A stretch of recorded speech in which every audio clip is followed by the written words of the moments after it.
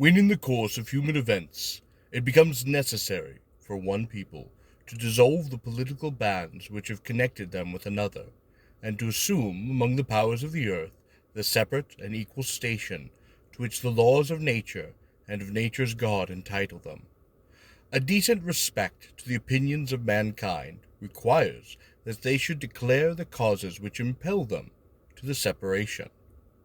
We hold these truths to be self-evident, that all men are created equal, that they are endowed by their Creator with certain unalienable rights, that among these are life, liberty, and the pursuit of happiness, that to secure these rights, governments are instituted among men, deriving their just powers from the consent of the governed, that whenever any form of government becomes destructive of these ends, it is the right of the people to alter or to abolish it, and to institute a new government, laying its foundation on such principles, and organizing its powers in such form as to them shall seem most likely to affect their safety and happiness.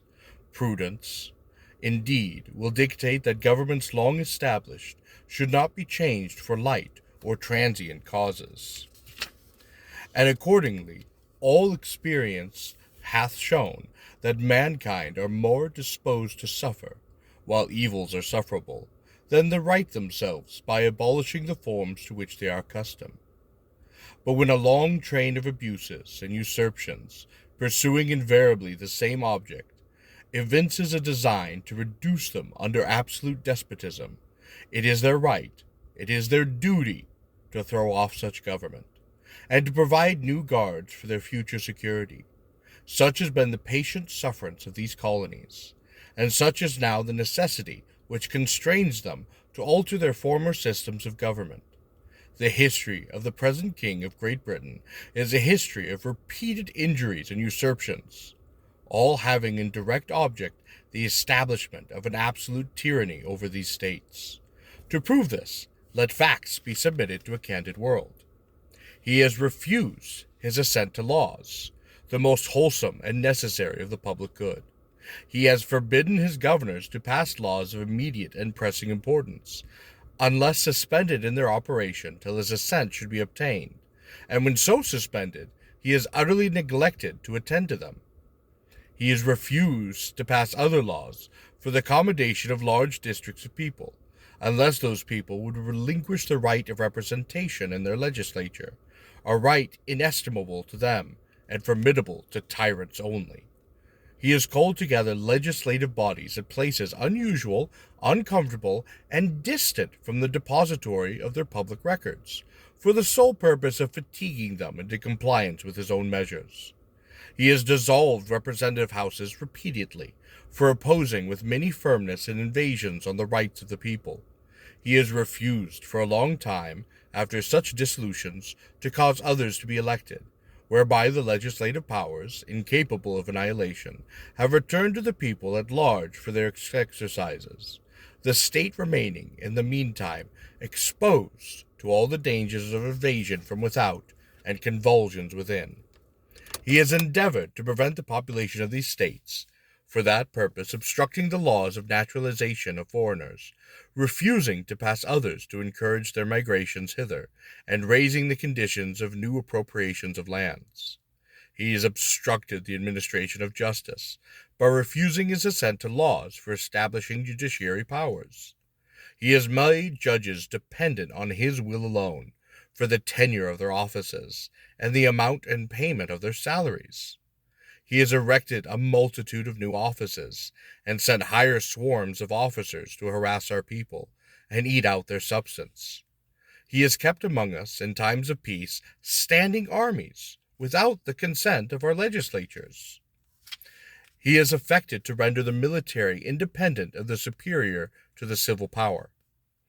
He has combined with others to subject us to a jurisdiction foreign to our own constitution, and unacknowledged by our laws, giving his assent to their acts of pretended legislation, for quartering large bodies of armed troops among us, for protecting them by a mock trial from punishment for any murders which they should commit on the inhabitants of their own states, for cutting off our trade with all parts of the world, for imposing taxes on us without our consent, for depriving us in many cases of the benefit of a trial, for transporting us beyond seas to be tried for pretended offenses, for abolishing the free system of English laws in a neighboring province, established therein an arbitrary government, and enlarging its boundaries so as to render it an example and fit instrument of introducing the same absolute rule into these colonies, for taking away our charters, abolishing our most valuable laws, and altering fundamentally the forms of our government,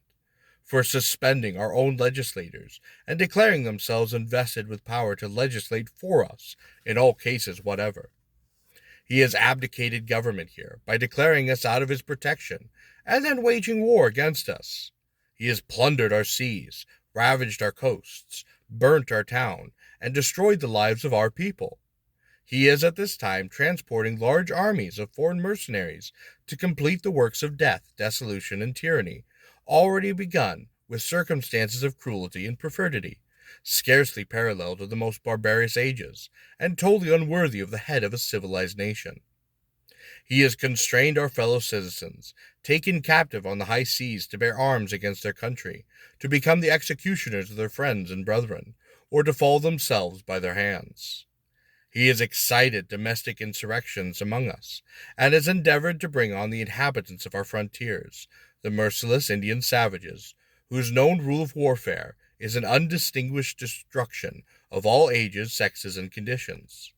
In every stage of these oppressions, we have petitioned for redress in the most humble terms. Our repeated petitions have been answered only by repeated injury. A prince, whose character is thus marked by every act which may define a tyrant, is unfit to be a ruler of a free people. Nor have we been waiting in attentions to our British brethren. We have warned them from time to time of attempts by their legislator to extend an unwarrantable jurisdiction over us. We have reminded them of the circumstances of our immigration and settlement here. We have appealed to their native justice and magnanimity, and we have conjured them by the ties of our common kindred to disavow these usurpations, which would inevitably interrupt our connections and correspondence.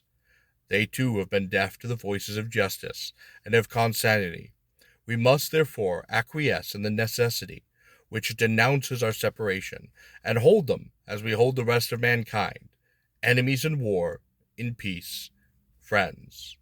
We, therefore, the representatives of the United States of America, in General Congress, assembled, appealing to the Supreme Judge of the world for the rectitude of our intentions, do, in the name and by authority of the good people of these colonies, solemnly publish and declare that these united colonies are, and of right ought to be, free and independent states, that they are absolved from all allegiance to the British Crown, and that all political connection between them and the state of Great Britain is, and ought to be, totally dissolved, and that as free and independent states, they have full power to levy war, conclude peace, contract alliances, establish commerce, and do all other acts and things which independent states may of right do. And for the support of this declaration, with a firm reliance on the protection of divine providence, we mutually pledge to each other our lives, our fortunes, and our sacred honor. Signed, John Hancock, Samuel Chase, W. Paca, Tho Stone, Charles Carroll of Carleton, George Wythe, Richard Henry Lee, Thomas Jefferson, Benjamin Harris, Thoreau Nelson Jr., Francis Lightfoot Lee, Carter Braxton, Rob Morris, Benjamin Rutz, Benjamin Franklin, John Morton, Geo Clymer, John Smith, George Taylor, James Wilson, George Ross, Caesar Rodney, George Reed, Theodore M. Keene, W. Floyd, Phil Livingston, Arthur Middleton, Button Gwinnett, Francis Lewis, Lewis Morris, Richard Stockton, John Witherspoon, Franklin Hopkinson, John Hart, Abra Clark, Josiah Bartlett, W. Whipple, Sam Adams, John Adams, Rob Treat Payne, Elbridge Gerry, Stephen Hopkins, William Ellery, Roger Sherman, Sam Huntington, Williams, Oliver Wolcott, Matthew Thornton, W. Hopper, Joseph Hughes, John Penn, Edward Rutledge, Tho Howard June, Thomas Lynch June, Lehman Hall, George Walton. Declaration of Independence.